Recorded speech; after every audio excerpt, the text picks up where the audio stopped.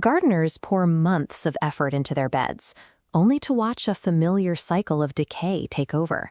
Powdery mildew, early blight, and fruit rot quietly creep in, turning healthy green crops into a patchwork of brown spots. These outbreaks are rarely a matter of bad luck. Fungal pathogens are opportunistic, waiting for specific environmental conditions, moisture, poor airflow, and trapped humidity, which are often built into the garden on planting day. We can stop these cycles by following a specific design checklist, building a fungus-resistant garden bed from the ground up. This build requires a few essential components: healthy seedlings, rich compost, organic wood chip mulch, and a base watering system like a soaker hose. Possessing the right tools is only the first step. The final defense depends on how they are arranged structurally to eliminate the stagnant air and moisture that pathogens require to survive. Step 1 is mapping your bed layout. Before you dig, decide where each plant will go, making sure to rotate your crops.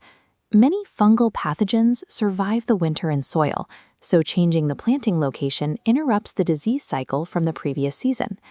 Next, position plant rows to align with prevailing winds and maximum sunlight. Moving air dries foliage quickly. It's tempting to pack seedlings tightly, but as they reach mature sizes, their canopies crash together and block the wind. This overlap eliminates airflow and traps humidity against the stems. When leaves stay wet for hours after a rain, you have created the perfect environment for an infection to take hold. Step 2 moves below the surface. We need to modify the soil structure to elevate the root zone and improve overall drainage. By mixing in organic compost and building a slightly raised soil mound, you give water a clear path to escape. Even a few inches of elevation helps pull excess moisture safely away from the center of the plant. Fungi thrive in saturated earth. If water pools around the root zone, oxygen levels drop and the roots weaken, leaving the entire plant vulnerable to soil-borne rots. Combining wide spacing for airflow with mounded soil for drainage systematically removes the humid, soggy conditions that fungi need to reproduce. Step 3 is the physical planting process. During this stage, the exact depth of the seedling requires strict attention. A major risk occurs when a seedling's crown or main stem is buried too deeply. This places sensitive tissue in direct contact with wet, poorly drained soil. Ensure the soil line matches the appropriate level for the seedling, keeping the upper stem tissue elevated and dry. With the plant in the ground, we have to address the origin point for many outbreaks, the soil surface, where microscopic spores sit dormant in the dirt. Unprotected, bare dirt acts as a launchpad. When rain strikes, spores ride muddy droplets directly upward, landing on lower leaves where infections begin. Step 4 cuts off this transmission pathway. Install a thick layer of organic mulch, like wood chips or straw, over all exposed soil to create a physical splash barrier. Use the mulch donut technique.